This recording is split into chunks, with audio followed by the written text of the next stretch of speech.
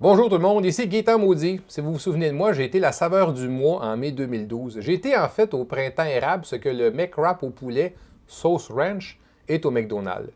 En fait, je dois avouer que j'étais le premier surpris de la popularité de mon vidéo à ce moment-là. Je l'avais mis en ligne principalement pour que peut-être 20 ou 30 de mes amis le voient.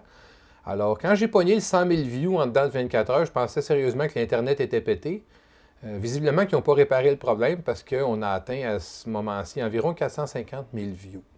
J'aurais peut-être fait les choses différemment, savoir qu'il y aurait eu plus que 3 de mes copains qui auraient vu mon vidéo. En partie commencer en disant que tous ceux qui ne partagent pas mon opinion ont tort. Premièrement, c'est très con. Et deuxièmement, c'est très très con. J'aurais quand même pas non plus inséré un point Godwin dès le début de mon vidéo. Un point Godwin, c'est un moment dans une discussion où il y a des allusions au nazisme, au fascisme. À ce moment-là, le débat n'a plus aucun intérêt parce que ça devient juste un échange d'insultes personnelles. Souvent, vous allez avoir sur un forum Facebook, les gens vont parler de contrôle d'armes à feu. Moi, je suis pour, moi, je suis contre. Ouais, mais moi, il y a des raisons, il y a des raisons contre. Ah, de toute façon, tous ceux qui ont des guns, c'est des nazis. Là, à ce moment-là, c'est terminé. Ça va devenir juste du criage puis de l'échange d'insultes. Moi, j'ai mis ça dès le début de mon vidéo. Je me suis dit, pourquoi pas. C'était très con également. Et aussi, je suis capable de faire la distinction entre le fascisme et la droite. C'est deux réalités complètement différentes. Je ne considère pas nécessairement que j'ai la science infuse, loin de là, mais j'assume quand même une bonne partie de ce que j'ai dit. Je considère en fait que je fais de la démagogie informée.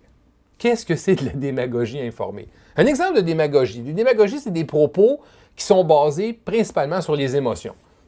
Puis qui n'ont pas souvent une base très, très solide. Exemple, je suis un animateur de radio poubelle, je choisis une journaliste complètement arbitraire et pendant des mois, je la traite de cruche à gros seins. Ça, c'est de la démagogie et c'est très, très con. C'est un peu de la merde, puis si tu fais ça, tu es un crétin. Un exemple de démagogie informée. Disons qu'on va prendre le débat, les riches devraient-tu payer plus de taxes et plus d'impôts? Alors, si moi j'arrive et je dis, les riches devraient payer plus de taxes et plus d'impôts parce que vraiment ils sont riches, moi je ne le suis pas, vous l'êtes fort probablement pas, donc on ne l'est pas, eux autres le sont, on les haït, ils ont de l'argent, ils devraient payer. Ça, c'est de la démagogie. Si je dis, ben là, vous savez, je suis conscient que si on augmente le taux de taxes et d'impôts pour les riches, ils vont être portés à déménager.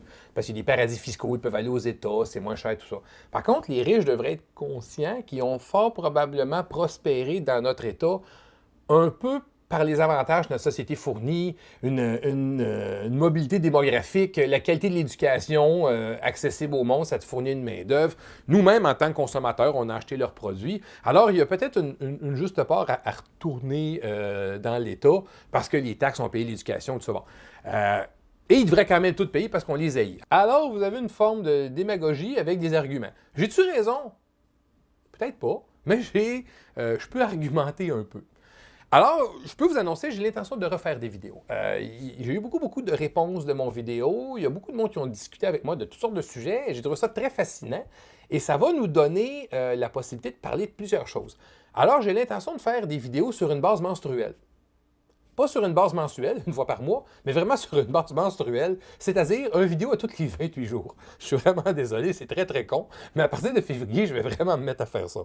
J'ai même un peu honte, mais c'est moi. Vous voyez, je n'ai pas changé.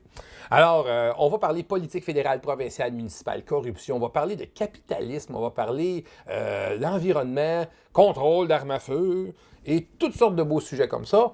Et on va avoir du plaisir. Je peux vous annoncer que le contenu intellectuel prend fin maintenant. Là, je vais faire un retour sur mon vidéo du mois de mai, et c'est la dernière fois que j'en fais allusion. Je ne vais pas toujours retourner là-dessus, mais je vais vous revenir avec les arguments, pas les arguments intelligents qui ont amené du débat, ça va être les prochaines vidéos, mais bien les hosties d'arguments de demeurer, mais il y en a eu assez nombreux pour que ça devienne scientifiquement représentatif. Alors voici le top 3 des commentaires de marde. Commentaire numéro 3. Un iPhone, ça coûte plus que 30$ par mois. On s'en torche! Le prix d'un forfait d'iPhone. Mais on s'en calisse! J'ai-tu l'aide de Steve Jobs qui fait la promotion de ses téléphones de cul? J'ai-tu l'aide d'un publicitaire pour les compagnies de cellulaires? C'est pas très important. Toi, dans mon vidéo de 15 minutes, si t'as retenu le bout où je parlais du iPhone à 30$, t'es un cave. C'est simple, t'es un étron. Toi, quand t'as vu le Titanic, tu dois t'être dit « Ah, hostie, le bateau, il coule! » T'as pas fait le lien avec l'épave au début, puis le bateau qu'on voit, c'est le même, puis il va couler. T'as pas compris ça. C'est comme... J'ai dit tellement de choses dans cette vidéo-là, puis toi, t'as retenu ça. Regarde, le jour que tu as envie de passer un test pour un quotient intellectuel, puis tu veux savoir si tu es intelligent ou non, si un jour tu es allé sur YouTube, puis tu as tapé un commentaire sur mon vidéo, puis tu as dit que les iPhones coûtaient plus que 30$ par mois, bien c'est une preuve scientifique, tu es un hostie d'épais. Pas seulement tu es un hostie d'épais, en plus tu es un insignifiant et t'as tort, et je vais te le prouver. Je vais embarquer dans ta game de ce type d'argument niaiseux. Écoutez, on se retrouve sur le site de Kudo ici, et bon, Kudo, un plus qu'un autre, ils doivent être à peu près tous pareils, et ils ont parmi les téléphones qu'ils peuvent nous offrir, ah ben voilà, le iPhone. Bon, évidemment, le iPhone 5 va vous coûter une couille, mais si vous prenez l'iPhone 4, 150$, et il est à vous sans contrat. Ensuite, avec quelle espèce de forfait je vais pouvoir utiliser mon iPhone? Oh, ici on a 150 minutes, 200 MB de données pour ton Internet, les soirs et week-ends à partir de 19h, et il coûte 30$ par mois. Là, si t'es porté à me dire, oui, mais là, c'est pas 30, il y a des frais puis il y a des taxes. OK, regarde bien. Le prochain coup que tu as envie de faire un commentaire sur une de mes vidéos, regarde comment on fonctionne. Tu prends un papier et un crayon, tu notes ton commentaire sur le papier. Tu prends le papier, tu le mets dans une enveloppe. Tu sors dehors, tu trouves un pont et tu te jettes en bas du pont. S'il te plaît. Occupation double va bientôt commencer, tu peux aller. Commentaire de marde numéro 2! Ton vidéo dure 15 minutes. Là, c'est très drôle parce que ça se divise en deux. Il y a la section, le gars qui va dire, exemple, hey, ton vidéo est trop long, il dure 15 minutes. Là, il va prendre 3 des 84 points que j'ai mentionnés dans mon vidéo et il va faire une vidéo de 15 minutes. C'est drôle, OK, on s'entend? Ça veut dire que lui, s'il prend mon vidéo, il peut faire une web série, ça va durer des mois. C'est comique. L'autre que je trouve drôle, c'est celui qui va dire « Ton vidéo, c'est de la merde, tu me dois maintenant 15 minutes de ma vie et je veux les récupérer. » Si ça t'a pris 15 minutes pour te rendre compte que mon vidéo, c'était de la merde, t'es pas exactement rapide intellectuellement. Moi, j'ai lu ton commentaire et ça m'a pris 3 secondes pour me rendre compte que tu étais un étron. T'sais? Et là, j'ai arrêté de lire ton commentaire. Je ne sais pas si tu vois le concept. Et fort probablement que plus tard, dans ton commentaire, tu devais dire qu'un iPhone coûte plus que 30$ par mois. Là, tu comprends? Bon, j'aurais perdu comme des secondes de ma vie, moi aussi. Alors, j'ai arrêté. Comme tu n'aurais pas arrêté de regarder mon vidéo. Tu comprends? T'sais?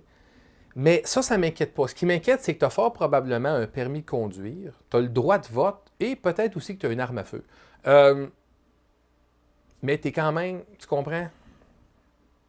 En tout cas, si je refais une vidéo que tu détestes tout le long puis que tu te rends jusqu'à la fin, puis là, tu as envie de me dire que c'est une vidéo de merde, regarde ce qu'on fait. Tu prends un papier et un crayon. Là, vous allez me voir venir, mais pour lui, je vais le réexpliquer parce que visiblement, il n'a peut-être pas compris. Tu écris ça, tu mets ça dans une enveloppe, tu sors dehors, tu trouves un pont, et voilà. Tu te jettes en bas. Tu te jettes en bas du pont avec ton enveloppe que tu n'as pas malé. C'est pour t'expliquer que ça ne m'intéresse pas ce que tu comprends? Okay. Commentaire de marde numéro 1. La qualité de ton français. Je suis pleinement conscient que le fait français en Amérique, c'est quelque chose qu'il faut défendre. Bon, les Français de France ne défendent pas le français, alors ça a l'air que c'est notre job. Et on est vastement minoritaire en Amérique avec notre belle langue, alors faut aider. Est-ce que c'est ma responsabilité de défendre le fait français en Amérique? Non. Est-ce que le fait que je glisse des obscénités dans mes vidéos, que je sacre beaucoup, que je dise plein d'hosties de cochonneries, nuit au fait français en Amérique? Je pense pas. Quand un humoriste américain met des fuck puis des cunts dans son vidéo, je pense pas qu'il nuit à l'anglais non plus. Il faut quand même dire une chose. J'ai produit une vidéo d'opinion qui dure 15 minutes, qui a été vue 400 000 fois. Il y a eu des réponses, tous en français, des commentaires, tous en français. Alors, je pense que j'ai contribué peut-être un petit peu au français plus que j'y ai nuit. Pourquoi je suis vulgaire comme ça? Pourquoi je suis porté à dire des obscénités de même? C'est que des fois, tu écoutes la télé, eux, ils doivent supposément être objectifs, et des fois, ils disent des horreurs, et tu aurais envie d'en avoir un en arrière qui dit « C'est une hostie de gang de crosseurs! On se fait fourrer! » Bon. Et là, c'est là que j'arrive. Et si ça ne vous intéresse pas, vous pouvez ne pas regarder mes vidéos. Et si vous regardez mes vidéos et que ça vous insulte, vous pouvez faire la chose suivante. Papier, crayon, enveloppe, pont. Vous me suivez. Là, maintenant, on va parler de mon français écrit parce que là, je commence à être écœuré en tabarnak. Je suis nul en français. Vous savez, quand je tape, je ne sais pas si je fais de la dyslexie, je fais des fautes et je ne suis pas bon. Et là, il y a toujours une plorine qui va arriver puis qui va me dire dans un débat, « Ah, je suis bien d'accord avec toi, mais tu mets des fautes et je décroche. » Mange la marde. Tu comprends-tu? Ta gueule. Dis-les pas, écris-les pas. Tu viens de ne pas contribuer au débat, mais pour rien. C'est important de bien écrire. Les jeunes, apprenez à écrire comme il faut. Moi, je suis de la génération qui ne l'a pas appris. Je fais des efforts et des fois, j'en glisse.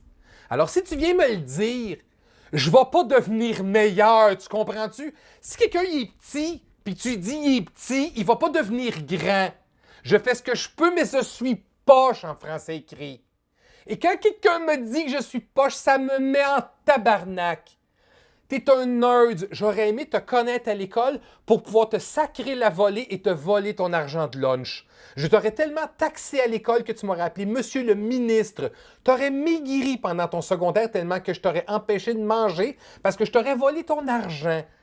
Je t'aguille, tu comprends-tu? Alors, s'il y en a un autre asti qui me parle de mon français écrit, je retrouve sa mère, je l'emmène au restaurant pour un beau souper aux chandelles, je la séduis et je lui fais l'amour toute la nuit. Et le lendemain, je la rappelle pas. Si tu essaies de me faire sentir mal à l'aise en disant « Oh, mais moi, ma mère est morte. » Ben non, j'ai pas pitié. À chaque année, quand ça va être la fête des mères, je vais envoyer une belle image photoshopée de ta défunte mère en train de me tailler une pipe. Hostie que je t'écœurais qu'on me parle de ça! Bonjour, je suis Gaétan Maudit. Je n'endosse pas l'intimidation ni le suicide. Si vous avez sérieusement pensé ça, vous avez un problème au niveau de ce qu'on appelle l'humour. Vous comprenez? Alors là, je vous conseille de prendre en note sur une feuille, enveloppe. Et à tous les autres, je souhaite une bonne année 2013.